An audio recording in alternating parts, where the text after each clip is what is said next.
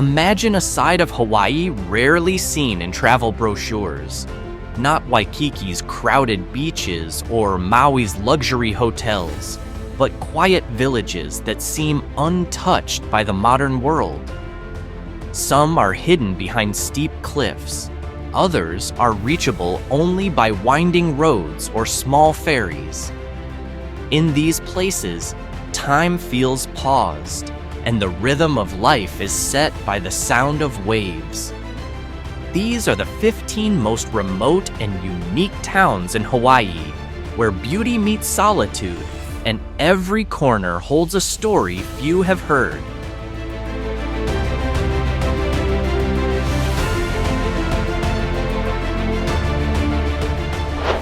Kalaupapa isn't just remote, it's a living piece of history.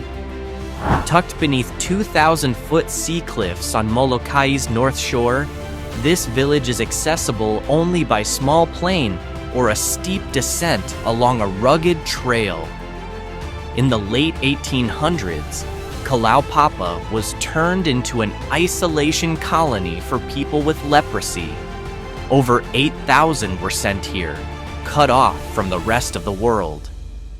One of the most remembered figures is Father Damien, a Belgian priest who came to care for the residents and eventually contracted the disease himself. Today, Kalaupapa is part of a national historical park, but it remains quiet and solemn. Visitor numbers are capped at about 100 per day. There are no souvenir shops, no hotels, just ocean wind and aging headstones that quietly hold the past.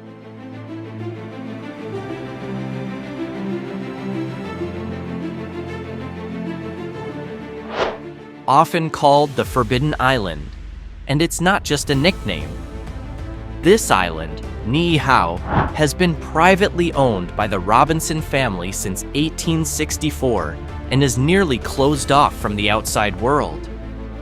Its 70 to 100 residents are mostly native Hawaiians who continue to live traditionally, hunting, fishing, and speaking the Hawaiian language every day. There are no paved roads, no public electricity, and no internet. Even tourists can't just show up.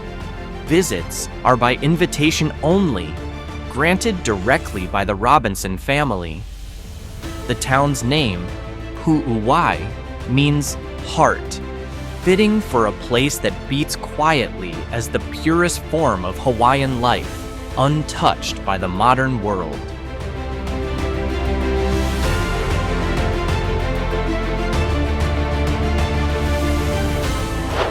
At the eastern edge of Maui lies Hāna, a town that feels worlds away from modern Hawaii. Getting here means driving the famous Road to Hāna, a 52-mile journey with over 600 curves and 50 narrow bridges. But the reward is worth every turn. You won't find large resorts or bright city lights. Instead, the area is filled with hidden waterfalls, lush cliffs, and black sand beaches like those at Waimea State Park. With a population of about 600, most locals still follow traditional ways and live at their own pace. Interestingly, Hāna was once a key trading port during the Hawaiian Kingdom era. Today, it stands as a symbol of old Hawaii, a place where heritage and simplicity endure.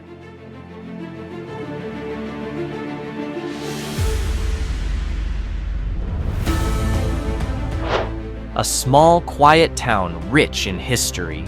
This is where King Kamehameha I, the unifier of the Hawaiian Islands, was born around 1758.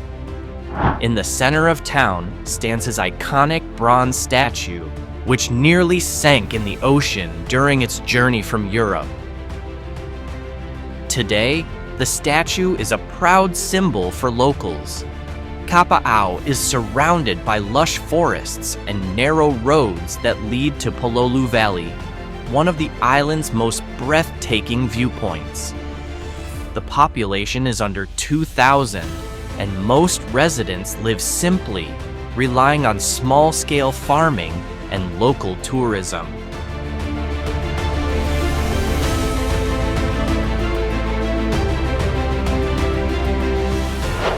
On the western side of the Big Island, Kona might sound familiar because of its world-famous coffee. But beyond the coffee farms and sunset beaches, this area still holds a quiet, remote charm. Split into North and South Kona, the region stretches from the slopes of Hualalai volcano to a rugged, isolated coastline. Inland, it feels like old Hawaii, narrow roads, wooden homes, and family-run coffee farms passed down since the 1800s. A fun fact, Kona coffee grows only in a narrow 30-mile strip, thanks to its unique mix of volcanic soil and moist clouds. Kona isn't a place to rush. It's Hawaii's long, slow breath.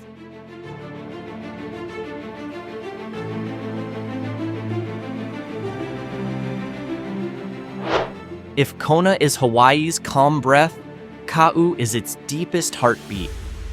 Far from resorts and crowds, this vast region stretches from the base of Mauna Loa to the black sand beach of Punalu'u, where green sea turtles often bask in the sun. Covering more than 2,300 square kilometers, Ka'u is home to only about 8,000 people, making it one of Hawaii's most sparsely populated areas. Once known for sugar plantations, the last mill closed in 1996, and life here returned to nature's rhythm. Today, locals grow coffee, honey, and tropical fruits, all while keeping a strong sense of community. Fun fact, Ka'u coffee once beat Kona coffee in an international competition.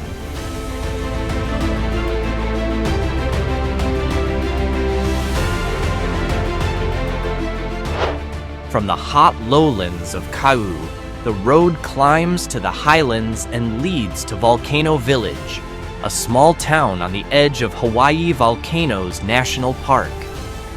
The air here is cooler, filled with the scent of rainforest and faint sulfur drifting from the still active Kilauea. Only around 500 people live here, most of them artists, researchers, or those seeking peace in a land that's always shifting. Houses hide among giant trees, and at night, the sky glows red from Halama Uma'u crater, a sight that feels almost mystical. Fun fact, though the village feels still, the ground around it keeps growing with new layers of lava.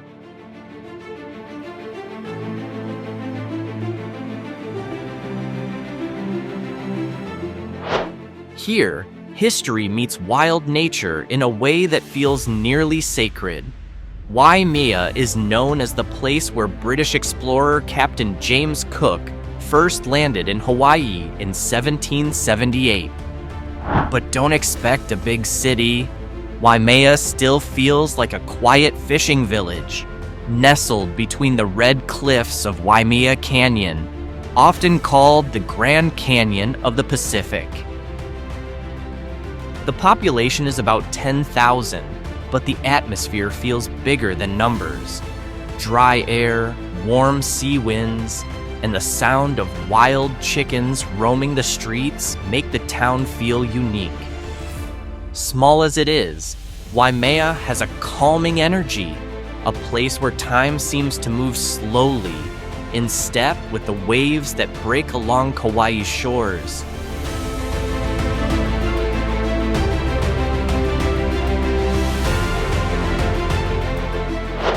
At the northern tip of the Big Island, there's a little town called Hawi, once the heart of the Kohala sugar industry. Hawi began to change after the mills closed in the 1970s, slowly transforming into a colorful art community. Old sugar warehouses became art galleries, local shops, and cafes filled with the smell of strong Kona coffee. Only about 1,400 people live here, but the vibe is lively, with small markets, street music, and friendly faces greeting every visitor. Interestingly, Hawi is also the starting point of the legendary Ironman World Championship, one of the toughest triathlons in the world.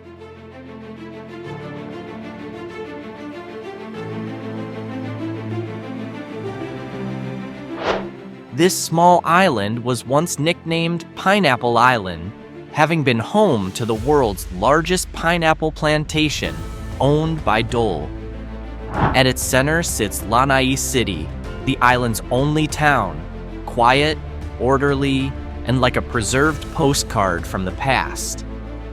Built in the 1920s for plantation workers, it's now home to just around 3,200 residents. Interestingly, nearly 98% of Lanai is owned by billionaire Larry Ellison, founder of Oracle. He's turned the island into an exclusive destination with luxury resorts and bold sustainability projects, making Lanai City a rare blend of nostalgia and modern luxury living side by side in peace.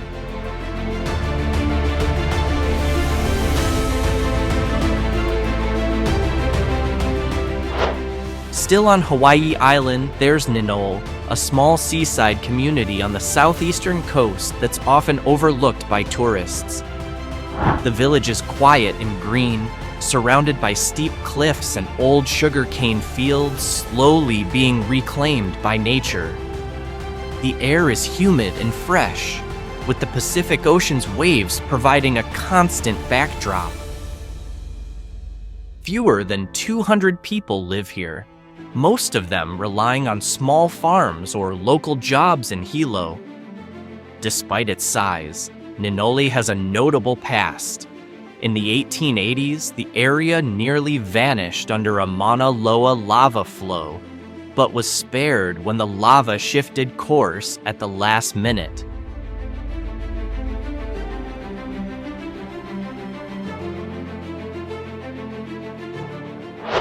On Maui's remote eastern side lies Kaupo, a tiny village that feels frozen in time. The road to get there is narrow and winding, passing open fields and dry slopes along the base of Haleakala. There aren't many houses, just a few farmers and long-standing families who've lived off this land for generations. Kaupo is known for Kaupo Gap, a natural pass leading to Haleakala's summit, once used by native Hawaiians for hunting and farming. Today, the area mostly attracts adventurers seeking deep solitude. There are no stores, no gas stations, and almost no cell signal at all.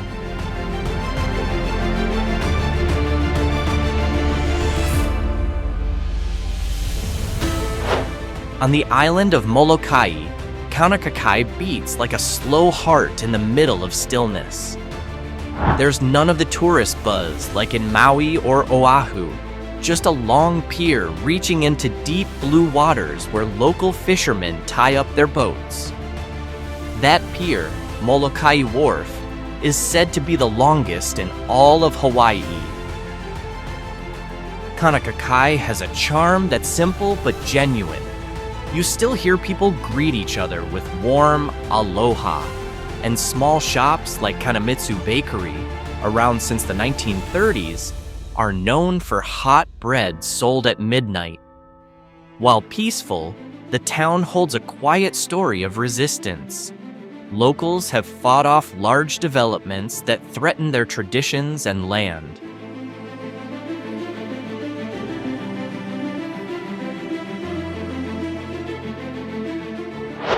A small community on Hawaii Island's eastern coast, Pāpa ikou feels like a living piece of the past. It's only a few miles from Hilo, but the vibe is far calmer. almost like the modern world stops at the town's edge. Here, green cliffs rise steeply, waterfalls flow through old sugar fields, and the air smells of sea breeze mixed with damp tropical earth. Once driven by the sugar industry, traces of that time remain in Waimea Bay and the Hawaii Tropical Botanical Garden, where exotic plants grow along trails once used by plantation workers. There's no luxury here, just quiet, history, and nature that never lost its voice.